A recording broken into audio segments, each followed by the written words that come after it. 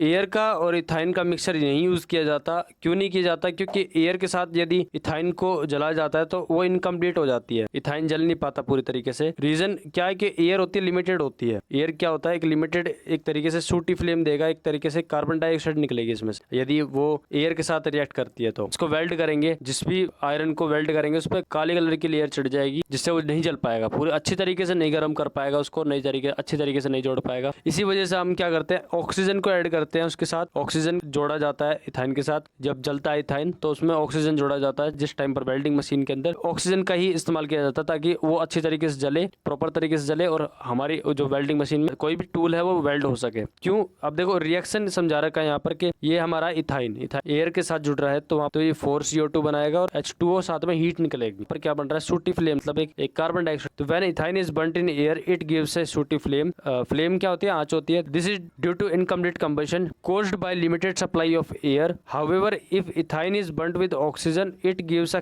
Clean flame. यदि oxygen के साथ मिक्स किया जा रहा है तो क्या हो रहा है, क्लीन साफ फ्लेम देगी, उस साफ तरीके से उसमें से आंच जो निकलेगी वो, और टेम्परेचर के निकलेगा 3000 डिग्री सेल्सियस निकलेगा because of complete combustion. This oxy acetylene, ये पूरा नाम है, जिस टाइम पर वो जल रही होती है इथाइन ऑक्सीजन के साथ जुड़ने के बाद ऑक्सी एसिटाइलिन बना लेता है। This oxy acetylene flame is used for welding. It is not possible to attain such a high temperature without mixing oxygen. This is the reason why a mixture of ethyne and air is not used. ये reason होता है। Question number 1, आप कैसे distinguish या कैसे आप difference बता सकते हो अल्कोहल और कार्बोक्सिलिक एसिड के अंदर? सबसे पहले इंपॉर्टेंट चीज है कि आपको इसमें कार्बोनेट मिक्स करना होगा, हमें carbonate and second one is hydrogen carbonate, जैसा कि आप इसमें देख पा रहे हो, मेटल हाइड्रोजन कार्बोनेट, ये स्क्रीन पे दिख रहा है आपको, या फिर मेटल कार्बोनेट है। इन दोनों के ही बेस पे आप अल्कोहल को और कार्बोक्सिलिक एसिड को डिस्टिंग्विश करोगे। तो अल्कोहल हमेशा याद रखना, अल्कोहल मेटल कार्बोनेट और मेटल हाइड्रोजन कार्बोनेट के साथ रिएक्ट नहीं करता है, कभी नहीं करेगा रिएक्ट। तो सबसे पहला डिफरेंस ही तो यही है। कार्बोक्सिलिक क्या बनाता है, साल्ट बनाता है, जैसे कि आप स्क्रीन पे देख रहे हो, साल्ट बनाता है, वाटर बनाता है एंड CO2 बनाता है। ये तीनों चीज़ें बनाता है कार्बोक्सिलिक एसिड। पढ़ के देखते हैं। We can distinguish between an alcohol and a carboxylic acid on the basis of their reaction with carbonates and hydrogen carbonates. Acid react with carbonate and hydrogen carbonate to evolve CO2 gas that turns lime water milky. Question number 2 के अंदर बोल रहा है कि what are oxidising agent. Oxidising agents होते हैं oxidation reaction करवाने में मदद करते हैं ऑक्सीडाइजिंग एजेंट। ऑक्सीडाइजिंग एजेंट का सबसे मेन रोल होता है ऑक्सीजन को जल्दी से जल्दी जुड़वाना किसी भी कंपाउंड से। उस कंपाउंड से कोई भी कंपाउंड है उसको जल्दी से फटाफट से तुरंत जुड़वाने का मदद करता है। ये हेल्प करता है ऑक्सीजन को फास्ट तरीके से, तेज़ी से, बिल्कुल जल्दी से, कम समय में ऑक्सीजन किसी भी कंपाउंड से जुड़ जाए, वो कौन मदद करता है, ऑक्सीडाइजिंग एजेंट। ऑक्सीडाइजिंग एजेंट का एग्जांपल्स, मोस्ट फेमस एग्जांपल होता है पोटेशियम परमैंगनेट का, पोटेशियम KMnO4 का, KMnO4 पोटेशियम परमैंगनेट। दूसरा भी होगा पोटेशियम डाइक्रोमेट होगा। कह रहा है कि some substances such as alkaline, alkaline मतलब होता है बेस, जो बेसिक इन नेचर होते हैं, बेस को बोलते हैं एल्कलाइन, पोटेशियम परमैंगनेट। और दूसरा एसिडिफाइड पोटेशियम डाइक्रोमेट। अब एसिडिफाइड मतलब एसिड का एसिड है, potassium dichromate are capable of adding oxygen to others, capable होते हैं, जोड़ने में मदद करते हैं एक तरह से। These are known as oxidising agents. इनको क्या बोलते हैं हम, ऑक्सीडाइजिंग एजेंट बोलते हैं। क्वेश्चन पूछ रहा है कि क्या डिटर्जेंट हार्ड वाटर पता करने के लिए काम आता है? नहीं आता। आंसर होता है नहीं आता है। क्यों नहीं आता भाई? क्योंकि डिटर्जेंट घुल जाता है, काम चेक करने के लिए नहीं आता, ये घुल जाता है डिटर्जेंट। घुलने के बाद चेक ही नहीं होगा। डिटर्जेंट घुल जाता है पानी के अंदर, सॉफ्ट वाटर हो चाहे वो हार्ड वाटर हो, सिंपल सी बात है, हार्ड वाटर हो चाहे सॉफ्ट वाटर। हार्ड वाटर की पहचान कैसे होती है कि हार्ड वाटर के अंदर मैग्नीशियम और कैल्शियम प्रेजेंट होता है, जो कि साबुन के साथ तो नहीं घुलेगा।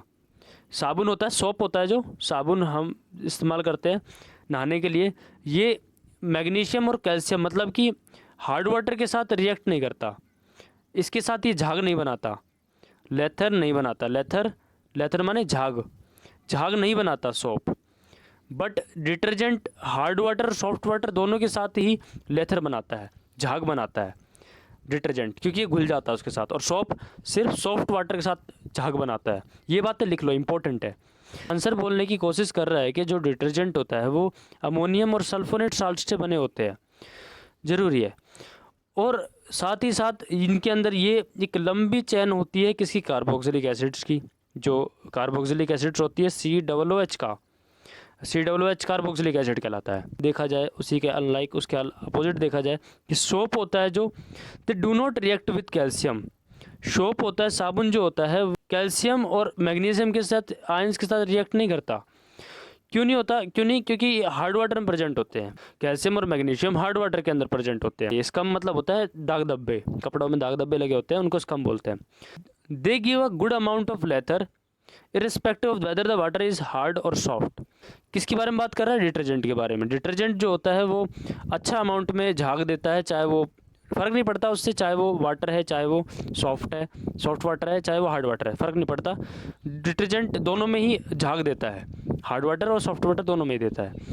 This means that detergents can be used in both soft and hard water, therefore it can not be used to check whether the water is hard और नॉट। तो हमें डिटर्जेंट से ये चीज़ पता नहीं कर लग सकती कि कौन सा पानी हार्ड वाटर है, कौन सा सॉफ्ट वाटर है। क्वेश्चन नंबर 2 के अंदर कह रहा है कि भाई जो कोई भी इंसान है, सबसे बेस्ट तरीका जो वो इस्तेमाल करता है कपड़े धोते वक्त, वो क्या क्या करता है? पहली चीज़ कि वो साबुन से रगड़ता है कपड़े को, फिर वो रगड़ने के बाद साथ ही साथ वो क्या करता है, उस कपड़े को पत्थर के ऊपर घेरता है, पटकता है उसे बार बार, उठा के पटकता है उसको, कपड़े को बार बार गीला करके, फिर क्या करता है उसको रगड़ता है, हाथों से भी रगड़ता है ना। उसके बाद रगड़ने के साथ साथ वो ब्रश से, ब्रुश होती है जो ब्रुश, उससे भी रगड़ता है कपड़ों पे। तो वो ऐसा क्यों करता है? एजिटेट मतलब होता है परेशान करना, जो स्पेलिंग आपको दे रखी है इधर। एजिटेशन मतलब होता है परेशान करना, या फिर किसी चीज़ को इतना परेशान करना। एजिटेट मतलब होता है, एजिटेशन मतलब होता है परेशान। कपड़े को हम इतना परेशान कर रहे हैं कि क्यों कर रहे हैं इतना, कि भाई इसको धो भी रहे हैं, पटक भी रहे हैं, फिर उसमें हम साबुन भी लगाकर उसको फिर हम हाथों से भी रगड़ रहे हैं और साथ साथ हमने ब्रश से भी रगड़ा। तो इतना हम क्यों करते हैं? आंसर क्या है कि बेसिकली जो साबुन होता है वो बनाता है मिसल्स। जो साबुन होते हैं वो क्या बनाते हैं? मिसल बनाते हैं, मिसल्स बनाते हैं। साबुन मिसल्स बनाते हैं। तो मिसल्स के अंदर 2 पार्ट होते हैं, एक होता है हाइड्रोफोबिक, एक होता है हाइड्रोफोबिक। हाइड्रोफोबिक का मतलब होता है, हाइड्रो मतलब होता है वाटर, फोबिक मतलब होता है हीट करने वाला। फोबिक मतलब होता है हीट करने वाला, जो नफरत करता है पानी से। हाइड्रोफोबिक मिसल्स के अंदर 2 पार्ट होते हैं, एक हाइड्रोफोबिक और दूसरा वाला पार्ट होता है वो होता है हाइड्रोफिलिक। दूसरा वाला पार्ट जो होता है वो होता है हाइड्रोफिलिक। 2 पार्ट होते हैं, आपको लिख लेना है अपनी नोटबुक में या फिर किताब में आप लिख सकते हो। हाइड्रोफिलिक, फिलिक मतलब होता है लविंग, फिलिक मतलब होता है लविंग। हाइड्रो मतलब वाटर, वाटर से प्यार करने वाला वो होता है हाइड्रोफिलिक। ज़रूरी है चीज़ है कि जो पानी से अट्रैक्ट होता है, पानी से जो अट्रैक्ट होता है वो होता है हाइड्रोफिलिक। ये 2 पार्ट होते हैं मिसल्स के अंदर, ज़रूरी है। तो ये चीज़ समझ में, हाइड्रोफिलिक और हाइड्रोफोबिक समझ में आ गया आपको, आई होप। जो साबुन होता है पानी के अंदर घुलने के बाद बनाता है कोलोइड। कोलोइड कैसा होता है? कोलोइड होता है जैसे दूध होता है ना, हमने दूध को देखा है, दूध कैसा होता है, उसमें सफ़ेद सफ़ेद घुला हुआ होता है कुछ, तो वो नीचे नहीं बैठता, वो घुला हुआ रहता है पानी के अंदर, वो नीचे, दूध नीचे नहीं बैठता। तो उसके अंदर क्या होता है, वो एक तरीके से कोलोइड कहलाया जाता है, उसको कोलोइड बोलते हैं हम। ये हमें मिसल्स को रिमूव करने के लिए हम इस वजह से हम एजिटेशन करते हैं, मतलब उसको कपड़े को इतना परेशान करते हैं ताकि उसमें से सारी मिसल्स बाहर निकल जाए। समझ में आ गया? आप इस पर रीडिंग करके देखते हैं, पहले क्वेश्चन रीडिंग करता हूँ मैं आपको। People use a variety of methods to wash clothes, usually after adding the soap they beat the clothes on a stone और beat it with a paddle, scrub with a brush और the mixture is agitated in a washing machine. Why is agitation necessary to get clean clothes? Answer is, a soap molecule has 2 parts, namely hydrophobic and hydrophilic. With the help of these, it attaches to the grease or dirt particles to form a cluster. Cluster माने group होता है, cluster माने होता है group, called micelle. These micells remain suspended as a colloid, और ये ऐसी ही घूम रही होती है, सस्पेंडेड मतलब पानी के अंदर ऐसे ही घूमना। To remove this micelles and trapping the dirt, micelles को निकालने के लिए बाहर, जो कि मिसल्स क्या करती है, डर्ट को एंट्रैप कर लेती है, मतलब घेर लेती है चारों तरफ से, और ये मिसल्स को बाहर निकालने के लिए हम करते हैं एजिटेट करते हैं क्लॉज को, इतना परेशान करते हैं। इथेन मतलब इथ मतलब हो गया समझ लो 2 कार्बन, इथ का मतलब ही होता है 2 कार्बन, और एन है, एन मतलब होता है सिंगल बॉन्ड है। अब समझते हैं 2 कार्बन है, और आपको फॉर्मूला भी दे रखा है यहाँ पर, फॉर्मूला भी दे रखा है इथेन का C2H6, दैट मीन्स 2 कार्बन है। इसका फॉर्मूला इस प्रकार से होगा कि इसमें हाइड्रोजन कार्बन के 4 बॉन्ड बनेंगे हमारे, और साथ ही साथ इसमें भी हमारे साथ ही साथ कार्बन में 4 बॉन्ड बनेंगे। तो इसमें कोवलेंट बॉन्ड कितने पूछ रहा है कि कोवलेंट कितने बॉन्ड हो गए इसमें, तो इसमें कोवलेंट बॉन्ड कितने हैं भाई, कलर चेंज करके बताता हूँ मैं आपको। इसमें कोवलेंट बॉन्ड कितना, पहला 1 एक ये है, फिर सेकंड हाइड्रोजन कार्बन ये है, फिर तीसरा हो गया, फिर नीचे वाला, फिर ये कार्बन कार्बन के बीच में 4th है, फिर अगेन हाइड्रोजन के 3 बॉन्ड जुड़े हुए इसमें, फिर यहाँ 5 है, यहाँ 6 है, और ये फिर ये 7 है। समझ में आ गया, मतलब एक बॉन्ड ये कितना, वो 2 बॉन्ड, और तीसरा ये वाला बॉन्ड, समझ में आया, 3 बॉन्ड हो गए, 4 बॉन्ड, 5 बॉन्ड, फिर 6 बॉन्ड, और फिर ये लास्ट 7 बॉन्ड हो गए। समझ में आ गया आपको, ये 7 बॉन्ड को इस तरीके से काउंट किया गया है। ये सिंगल बॉन्ड है क्योंकि एन आ रहा है इसमें एन है, और फॉर्मूला भी हमारा ये दे रखा है। तो इसमें कोवलेंट कितने, 7 कोवलेंट बॉन्ड है। तो answer is ethane has 7 covalent bonds. समझ में आया। फिर आता है क्वेश्चन नंबर 2। ब्यूटेनॉन के बारे में बता रखा है कि भाई बताओ कि ब्यूटेनॉन का फंक्शनल ग्रुप क्या होगा। सिंपल, कीटोन होगा, बिकॉज जो ब्यूटेनॉन मतलब समझ लो, ब्यूट मतलब होता है 4 कार्बन, और नॉन आ गया, दैट मीन्स नॉन किसके अंदर लगता है, हमेशा कीटोन में लगता है। कीटोन एक फंक्शनल, एक हेड है, इन सब का हेड है, जो मालिक जो होता है ना, मालिक, फिर उसके नीचे सर्वेंट होते हैं, नौकर चाकर होते हैं। तो ब्यूटेन नौकर चाकर में से आता है, और कीटोन है जो हेड है, इनका सब मालिक है। ये समझ लो सबसे बड़ा हेड है जो वो है कीटोन, इसका जो मालिक है वो कीटोन है। कीटोन का फिर कीटोन से ब्यूटेनॉन होते हैं, फिर पेंटेनॉन, इस तरीके से क्रिएट होते हैं। तो क्या आंसर इज कीटोन, ये दे रखा आपको आंसर। क्वेश्चन नंबर 3 कहने की कोशिश कर रहा है, यदि हम कभी भी भोजन पकाते हैं किसी भी बर्तन में, तो हमने देखा है वहाँ पर कि भाई बर्तन होता है, उसके नीचे ब्लैक कलर की लेयर जम जाती है। हम चूल्हे के ऊपर रखते हैं उसको, बट उसमें क्या होता है, उसके बर्तन के नीचे ब्लैक कलर की एक लेयर जमती है। तो ऐसा क्यों होता है?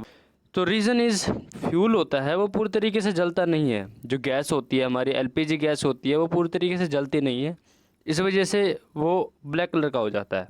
आंसर भी यही कह रहा है आपको। क्वेश्चन नंबर 4 क्या कहने की कोशिश कर रहा है, जैसे कि क्वेश्चन पूछने की कोशिश कर रहा है कि आपको समझाना है कि कोवलेंट बॉन्ड का जो नेचर होता है वो कैसा होता है। आपको एग्जांपल भी दे रखा है यहाँ पर, इसको इस्तेमाल करके CH3Cl को यूज़ करके आपने समझाना है।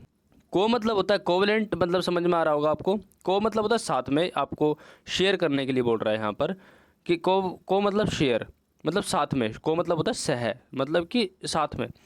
वैलेंट मतलब वैलेंसी से है, जहाँ पर वैलेंसी होती है आउटर मोस्ट शेल के अंदर, किसी भी एलिमेंट्स के आउटर मोस्ट शेल के अंदर जो इलेक्ट्रॉन प्रेजेंट होते हैं उसको हम वैलेंस इलेक्ट्रॉन बोलते हैं, जो आउटर मोस्ट शेल के अंदर किसी भी एलिमेंट के प्रेजेंट होते हैं। KLMN आउटर मोस्ट शेल होती है हमारी। इन KLMN के अंदर 2 4 है वैलेंस इलेक्ट्रॉन कितना है, 4 है, क्योंकि इसके आउटर मोस्ट, जो कार्बन के आउटर मोस्ट शेल के अंदर 4 इलेक्ट्रॉन प्रेजेंट है। दैट मीन्स जो L शेल है उसके अंदर 4 इलेक्ट्रॉन प्रेजेंट, तो वो कैसे इलेक्ट्रॉन्स हो गए, ये कैसे इलेक्ट्रॉन्स हो गए, वैलेंस इलेक्ट्रॉन हो गए कार्बन के। ध्यान समझना, हमारे पास जो कार्बन का वैलेंस इलेक्ट्रॉन है कितने, कार्बन के वैलेंस इलेक्ट्रॉन कितने हैं, 2 4 है। ये 4 इलेक्ट्रॉन्स देने में भी एनर्जी लगेगी और 4 इलेक्ट्रॉन लेने में भी एनर्जी लगेगी, जिसके कारण क्या होगा, ये अनस्टेबल होने के चांसेस हो जाते हैं। यदि ये 4 इलेक्ट्रॉन दे देगा तो अनस्टेबल हो सकता है, ये अनस्टेबल हो जाएगा। यस और नो। कार्बन के रीडिंग करते हैं, एक बार रीड करके दिखाता हूँ मैं आपको यहाँ से कि again explain the nature of covalent bond using the bond formation in CH3Cl. Carbon can neither lose 4 of its electron nor gain 4 electrons, as both the processes require extra amount of energy and would make the system unstable. Therefore, it completes its octet by sharing its 4 electrons.